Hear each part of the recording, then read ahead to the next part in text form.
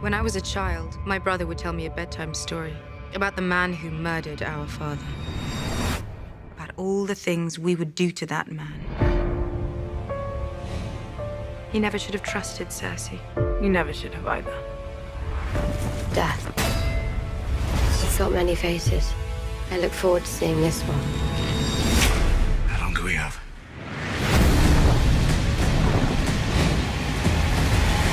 Before the sun comes up tomorrow.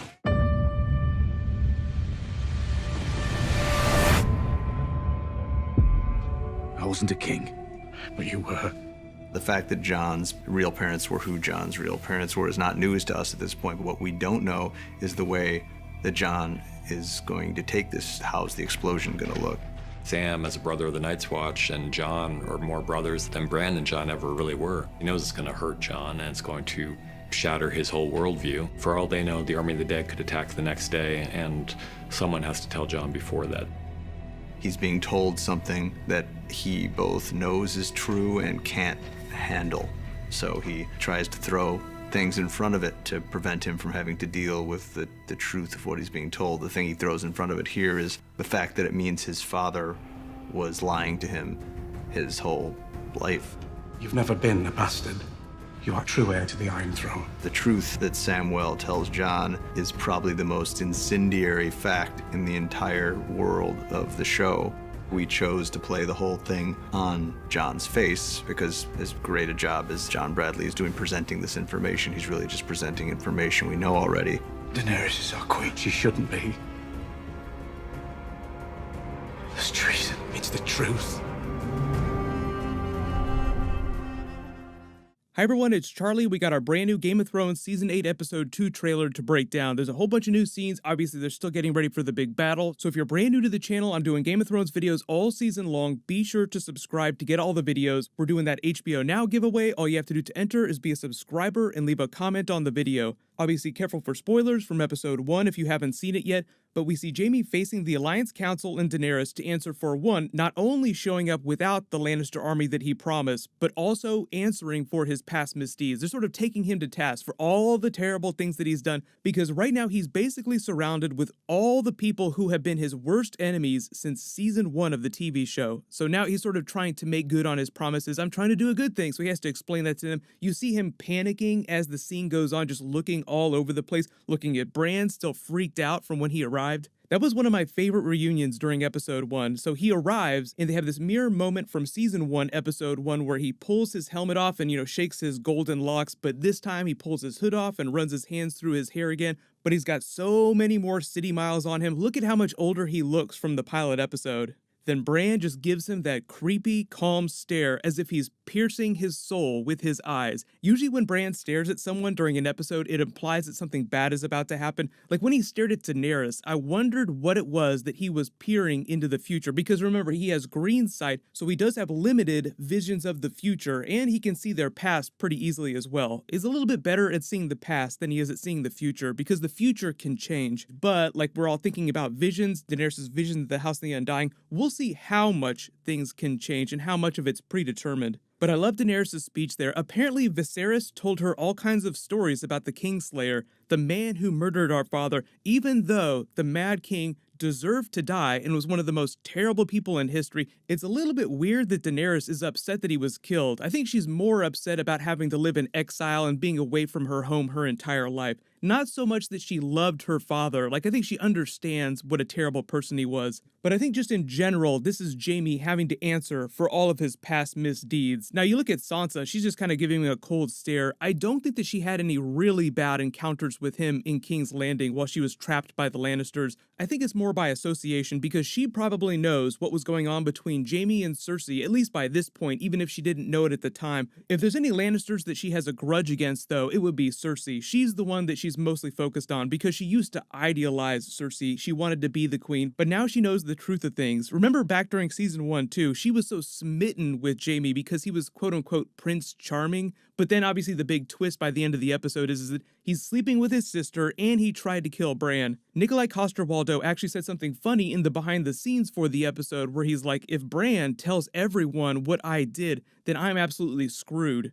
You notice Bran giving him the cold stare in the room here. Obviously, Bran doesn't hold a grudge anymore just because he sort of left behind a lot of that. I think he remembers his human life. But like when Jon Snow said, "You're a man now," and he basically tells him, "Not quite, like I'm not quite human anymore." Jon's kind of shaken by it. It's just a way to remind you that he sort of left those things behind, which is why he stops them in that moment and says, "We don't have time for this. The army of the dead's coming. They have a dragon." You see Tyrion over on the side here with a worried look on his face. "Please don't feed my brother to the dragons." Then there's the scene with Daenerys and Sansa dealing with the aftermath of that and what they're going to do now that they know that Cersei isn't sending any help. When they sort of shade each other for trusting things that Cersei says, I'm not sure why Daenerys is mad at Sansa, because Sansa's big thing during episode 1 was taking Tyrion to task for believing Cersei. So it's not clear if there's something that Cersei said that Sansa believed. Maybe she's talking about things that happened earlier on the show during season 1, season 2. Everyone's in their new outfits except for Tyrion, Jorah, and Varys. Sansa has her special new leather armor on. It's a huge upgrade, and Daenerys has her new red fur dress. We get the Arya voiceover from the original trailer, Death Has Many Faces. I look forward to meeting this one, talking about the Night King and the White Walkers holding up that dragonglass dagger. You see Gendry forging more dragonglass weapons. The Stark soldiers, the Dothraki Blood Riders, the Knights of the Vale, the Unsullied all making their preparations. It seems like they're testing this ballista or trebuchet in the daylight, just getting ready because it's before the actual battle. Because the battle itself doesn't seem like it starts till nightfall, just based on the previous trailer footage we've seen. Like when the White Walker's horse walks up into frame, it's fully night by that point. You see that Samwell has already given Ser Jorah Heartsbane. I wonder what that conversation is going to be like. "Sorry about yesterday and telling you about your parents. Sorry my queen Daenerys burned them alive. Can I borrow that Valyrian sword, by the way, if you're not going to be using it during this big battle?" We haven't really had any moments between the Little Bear and Ser Jorah yet, because remember, there's all that he fled Ned Stark's justice because he was slaving his people. So the North remembers the Little Bear is sort of like Team Mean Girls this season. Ser Jorah is on my death predictions list, but if he were to survive, it'd be interesting to see if he just continues trying to serve Daenerys or if he would ever want to go home. But because he's so devoted to her, I think that as long as he's living and breathing, he'll just continue to stay by her side and serve her in whatever way he can. There's a shot of Daenerys entering the crypts of Winterfell to go talk to Jon Snow. Obviously, he's still shook by the news of his true parentage. I do think that Daenerys learns the truth during this episode at some point. He probably tells her. It'll probably cause all kinds of problems for their relationship and make things within the alliance that much more tense before the big battle. But then there's a shot of Arya testing out the dragonglass arrows. I think it's a nice callback to the pilot episode when she was showing up Bran and the other Stark children in the yard, just being a really amazing shot. Jon Snow talking to Tormund before nightfall, who's just arrived with the rest of his band of wildlings and probably the Night's Watch as well, telling them all about the Night King's abstract art installation, the fact that they're coming. There were a lot of people that were curious about what exactly that message means, what the symbol means, because it keeps recurring. The Night King has been making it since season 1 of the show, so I'll probably do a separate video about that later this week.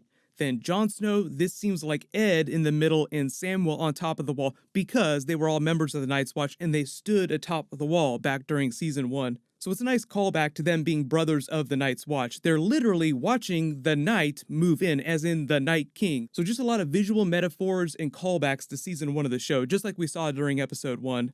Ser Jorah riding into formation on his horse with Heartsbane attached to his hip.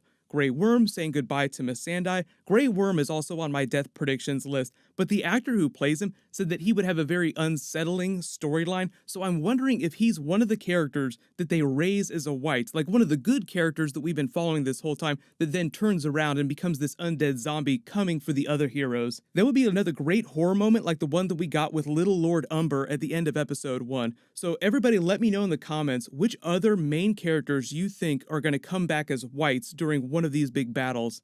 But then there's a shot of Daenerys with a really sad and worried look on her face. Maybe this is her either being worried about the big battle that's coming up, or maybe she's already found out about Jon Snow being a secret Targaryen. There's so many upsetting things that she could learn that would cause her to make this face.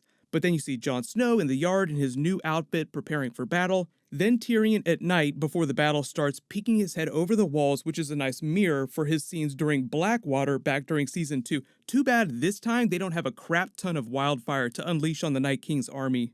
The really interesting thing I think we all need to pay attention to in this episode is Tyrion's storyline as well, because what happened during Blackwater, he saved the city with his wildfire plan, but then didn't get any credit for it. So, because everybody has been hating on him and he's been making so many bad decisions, what might wind up happening is that he has a great idea for defending Winterfell, but because he looks like such a fool, Cersei not bringing her reinforcements and him just doubling down on that so much, maybe they don't listen to him and something terrible happens, and it just winds up leading him down this darker path this season, because we're sort of seeing the downfall of Tyrion. Like, he used to be super clever, he was amazing the first couple of seasons, super witty. The last couple of seasons, he's just been making one bad call after another, so this just seems like it's going to be the next step in that descent. So pay special attention to what's going on with Tyrion during the episode. But then there's that scene of Jon Snow and Samwell talking about treason, Daenerys, Jon Snow's true parentage. It all gets tied up in the idea of fixing the realm after they're all done. Remember how Tyrion, Varys, and Davos were talking about the solution. Well, the best thing to do would just be to get the two of them married. The only thing that's complicating that right now is that Jon is a secret Targaryen, and getting over the fact that she's really his aunt. Is he comfortable with that? How are they going to handle that going forward?